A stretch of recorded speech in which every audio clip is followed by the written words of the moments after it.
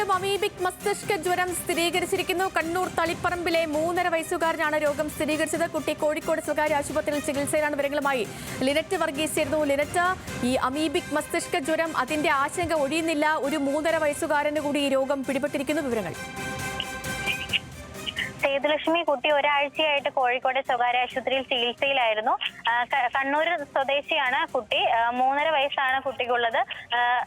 കണ്ണൂരിൽ നിന്നും പരിയാരം മെഡിക്കൽ കോളേജിൽ നിന്ന് ആദ്യം നടത്തിയ പരിശോധനയിൽ അമീബിക് മസ്തിഷ്ക ജ്വരം സ്ഥിരീകരിക്കുകയും പിന്നീട് ആണ് കോഴിക്കോടേക്ക് കൊണ്ടുവരുന്നതും. സ്വകാര്യ ആശുപത്രിയിൽ കുട്ടി ഇപ്പോൾ വെന്റിലേറ്ററിൽ തുടരുന്നു എന്നാണ് ഡോക്ടർമാർ നൽകുന്ന വിവരം.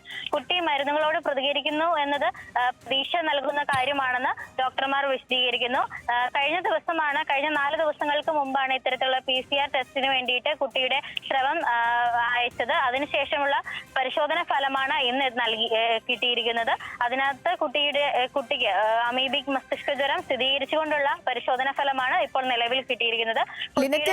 കഴിഞ്ഞ ദിവസമാണ് ഈ അമീബിക് മസ്തിഷ്ക ജ്വരവുമായി ബന്ധപ്പെട്ട് സംസ്ഥാനത്ത് പ്രത്യേക മാർഗരേഖ പുറത്തിറക്കിയതായി ആരോഗ്യവകുപ്പ് മന്ത്രി വീണ ജോർജ് പറഞ്ഞു. അപ്പോൾ ഈ മാർഗരേഖ അനുസരിച്ചുള്ള രോഗനിർണയം, അതുപോലെ പ്രതിരോധം, ചികിത്സാ രീതി, ഇതൊക്കെ തന്നെയാണോ ഇവിടെയും നടക്കുന്നത്?